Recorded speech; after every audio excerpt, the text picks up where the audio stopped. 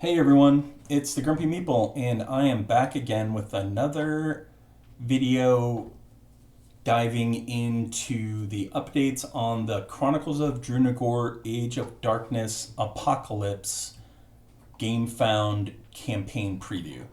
So they've added a bunch more detail to this, and I told y'all I was going to be watching this like a hawk, and I am. And so I am here to tell you what they're telling us. So let's get into it. So basically what they've done is they've built out a whole section about the actual expansion and what's in the box. So, here we get an image of the box. There's a couple of enemies here. This one is the freebie that you get if you follow the campaign prior to the launch of it, the Fallen Sisters. It is a $13 miniature if you don't do that. So if you're interested in the campaign, it's really not costing you anything to click that button, just a PSA. The one thing I'll call out here, this is all boilerplate that we've kind of seen before.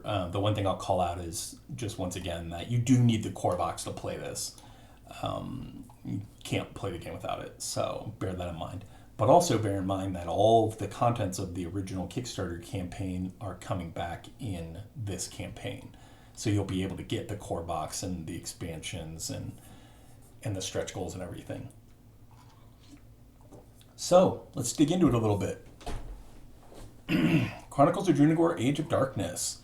So, one thing that's kind of interesting is that they seem to be heavily featuring this Fallen Sister in the artwork, and she's not actually in the box. She's an add-on. That's kind of interesting. I don't know. That may just be, kind of marketing to get people to follow or whatever. But hey, I can't blame them. It's a cool miniature, and it's totally worth the time to follow. But if we scroll down, you can see here, what do we have? Ooh, we have beautiful box contents to go look at. So, here's what we're getting. Looks like a bunch of miniatures, at least 20 miniatures, including some larger ones. New tiles, new adventure book, new cards, tokens, a new interactions book. Everything you'd expect from a big box expansion for a game like Chronicles of Drunagor. So, this is very exciting. The first thing, and probably the thing that excites me the most, is right here.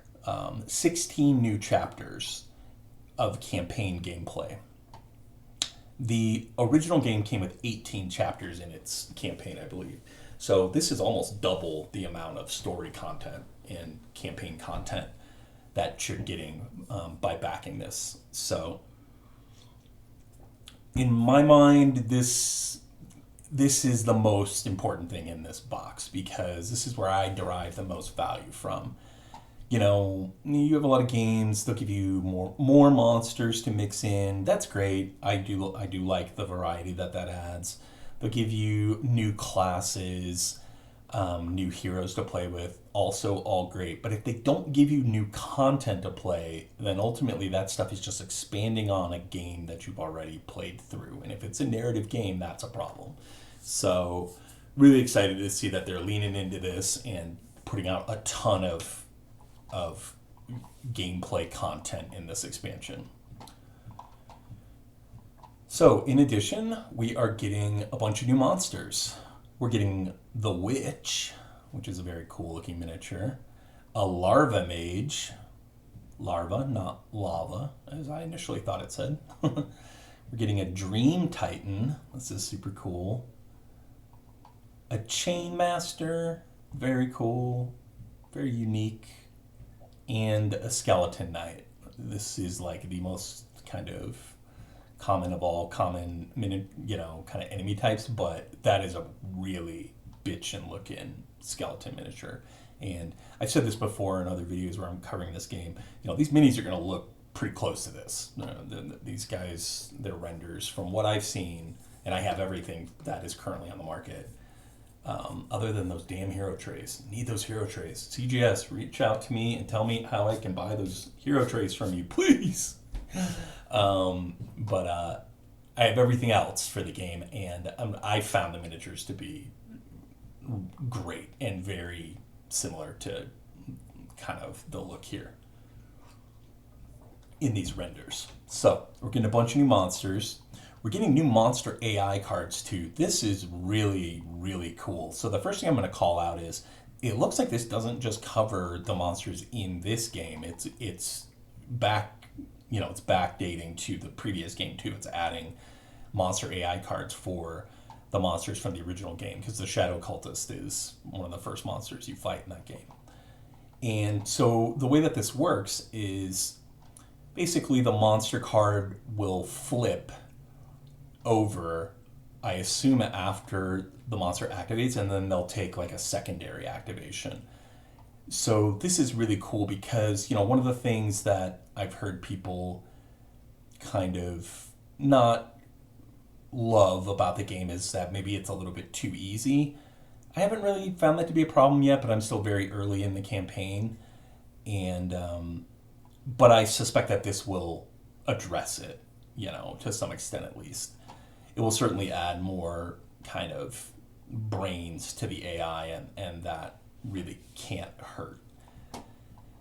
And so they go into it here. They say you're going to get new cards with different AI. Each turn, some monsters will behave differently, like this Shadow Cultist. Many other new effects to make each monster more unique and dangerous. So this is all gravy and a great addition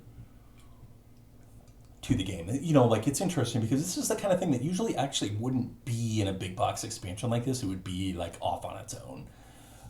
Like Shadows of Brimstone is notorious for putting out decks, hundreds of decks of cards with just like variations on monsters that you already own and stuff like that, AI change-ups. And so it's cool that this is actually in the box, in that you don't have to buy it separately as like a $10 add-on. You're getting new path-based upgrade skills as well. So this is awesome too. Like I said, I love this kind of stuff in an expansion, but it's just key that it be matched with content to actually use it in. And that's where this pile of campaign content comes in. This by itself is cool. This, in addition to a bunch more missions and a whole new story campaign where I would probably start new characters and everything and really get to utilize this stuff and not just feel like I have to go back and play the same campaign over and again so that I can utilize it, is really cool. Here they get into the narrative and how they're going a little bit deeper with the narrative in this one. So they say, the choices you'll make throughout the adventure now affect the course of the current adventure, the next ones to come, or even the completion of an act. The resolution of your interactions will have deeper consequences for the story and gameplay. This is super cool. I haven't gotten, again, I am still on the second mission of the core box campaign, so it's hard for me to speak to what level of kind of stakes there are to these interactions in that campaign, but they're specifically calling out here that it'll really change the way things play out. And that's super cool because it's adding branching narrative and choice, and decision making becomes, even more important. So love it. Can't get enough of this. This is really just a really cool, unique thing about the game, and I think it's really well implemented and simple, and they didn't add a bunch of cards that you have to shuffle through, and it's just like everything about this game to me just screams like streamlined. And if I ever get around to doing a review of it, that's one of the things that I'll be calling out, is that this is a beautiful implementation of this, where it's just another book. It's not a pile of crap that you have to organize and find a place for and whatnot. So love it. Can't wait to see what's going on in there when I finally get around to playing this in 2025. And then they call out here that they've streamlined the darkness rules. So I can't read what's on this page, so I don't know how they've streamlined it, but And I don't know, I haven't had a huge problem with the darkness so far, but it is cool that they're streamlining it, and I am trying to get someone from CGS to sit down with me for a few minutes and talk about this campaign and about the previous game and kind of what I liked and a few criticisms that I had. And if I'm ever able to get that to happen, I'll ask them for more detail on this because I think this is really cool. I'm sure they'll add more detail as the campaign goes on, but hey, if I can get a day long exclusive on the new Streamlined Darkness rules, that'll really push my cred on YouTube here, right? And then they call out, besides the Apocalypse Adventure box, this campaign will also have more heroes, dungeon rolls. This is very, very cool. I'm very excited about this. Epic bosses and classes. So this is awesome. I don't know if this is going to be like stretch goal type stuff or add-ons. I don't care. I'm buying it all either way.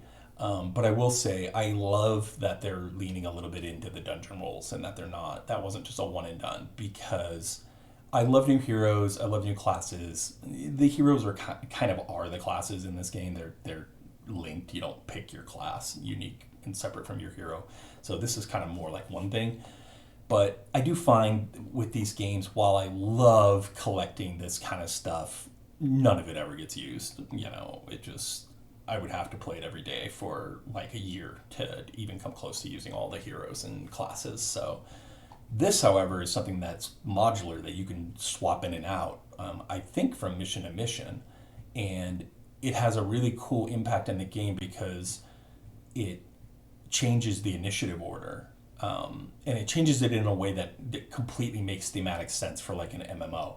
So the tank gets to go first, the guardian or whatever they call it in this game, whereas your ranged DPS, your ranged damage dealers, and your healers go later in the turn order because they're far, like, it's a really cool, really thematic implementation of how it actually look in WoW, where your tank's over here with tanking the mobs and maybe he's got a melee DPS with him, and then the healer and the ranged DPS are back here, and so they're back, and so they go later. It's a really cool idea, and this is something that will get used like right off the bat. It's probably actually one of the first things that will get used in this box, because like I said, you could pull this out and just plop it right into your existing campaign, if you have one going, and you don't even have to kind of get into the other new content. And then they call out more epic bosses. How does this hurt?